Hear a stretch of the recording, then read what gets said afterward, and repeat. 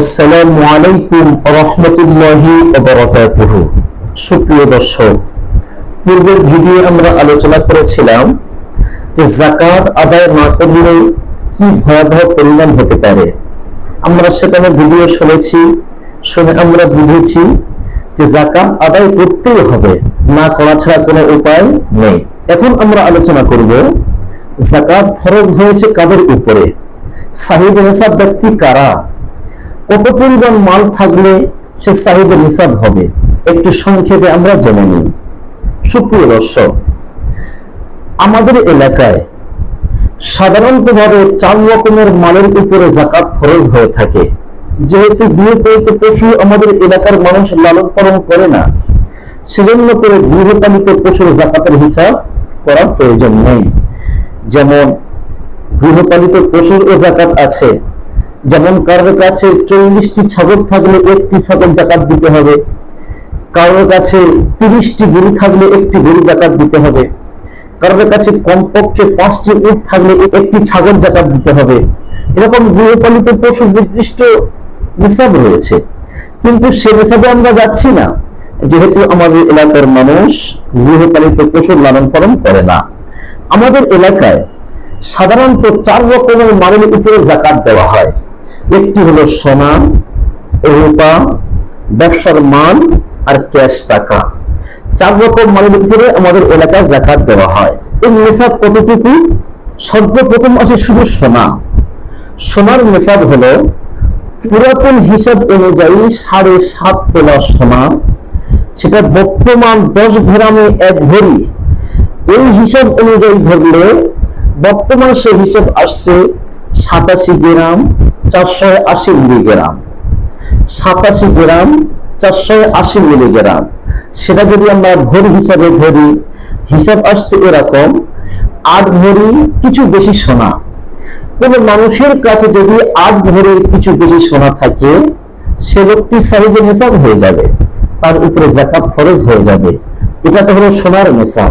কত হিসাব অনুযায়ী 52.5 তোলা রূপা, সেটা যদি আমরা বর্তমান হিসাব অনুযায়ী ধরি, বর্তমান যেহেতু 10 গ্রামে 1 ভরি হয়, সেই হিসাব অনুযায়ী ধরলে আসছে 612 গ্রাম 360 মিলিগ্রাম।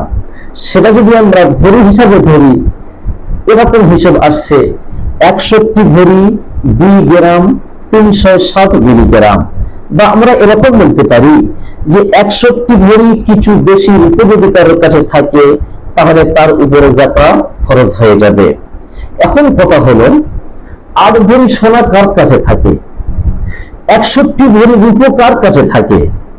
তো এই সমস্ত মালগুলো এককভাবে যাকাতের নিসাব পর্যন্ত পৌঁছাতে পারছে না। এখন কি হবে? কিছু সোনা আছে, কিছু রূপো আছে, কিছু ক্যাশ টাকা আছে, কিছু ব্যবসার মাল আছে। তবে এখন কি করতে হবে? এখন করণীয় হলো টোটাল যে মালগুলো আছে, প্রত্যেক মালকে নির্দিষ্ট একটা অ্যামাউন্ট বের করে নিতে হবে। সমস্ত মালগুলো টোটাল হিসাব করে একটা অ্যামাউন্ট বের করে নিতে হবে। অ্যামাউন্ট বের করে নেওয়ার পর তার মানে 1 ভরি হয়তো সোনা আছে, 1 ভরি সোনার দাম নিতে হবে। 10 ভরি রূপো আছে, 10 ভরি রূপোর দাম নিতে হবে। 10,000 টাকা আছে, 10,000 টাকা নিতে হবে।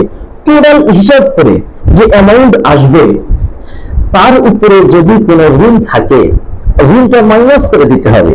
তার টোটাল একটা হিসাব করে ঋণ যদি থাকে, ঋণ মাইনাস করে দিয়ে যতটুকু মাল আছে, সেটা যদি রূপের নিসাব পরিমাণ মূল্য পর্যন্ত পৌঁছে যায়, তাহলে তার উপরে যাকাত ফরজ হয়ে যাবে।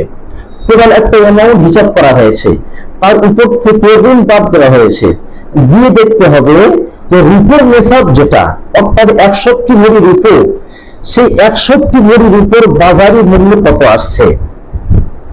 তো সবকিছু অ্যামাউন্ট করে হিসাব করে ঋণ বাদ দিয়ে যদি যে মূল্যটা আছে, সেটা যদি 61 ভরি রূপোর মূল্য পরিমাণ হয়ে যায় বা তার থেকে বেশি যদি হয়ে যায়, তাহলে তার উপরে যাকাত ফরজ হয়ে যাবে। এখন আমরা আসি যে 61 ভরি রূপোর বাজারি রেট কত বর্তমান। কিছুদিন আগের কথা বলছি, 16 মার্চ হিসাব করা হয়েছিল। আমরা সকলেই জানি সোনা আর রূপার দাম কম বেশি হয়ে থাকে সময় ক্ষেত্রে, তো 16 মার্চ হিসাব করা হয়েছিল, সেখানে হিসাবে পাওয়া গিয়েছে 61 ভরি কিছু বেশি যে রূপো, এর দাম হচ্ছে 47,100 টাকা। তার কিছুদিন পূর্বে আলিয়া বিশ্ববিদ্যালয়ের একজন স্বনামধন্য শিক্ষক মহাশয় হিসাব করেছিলেন।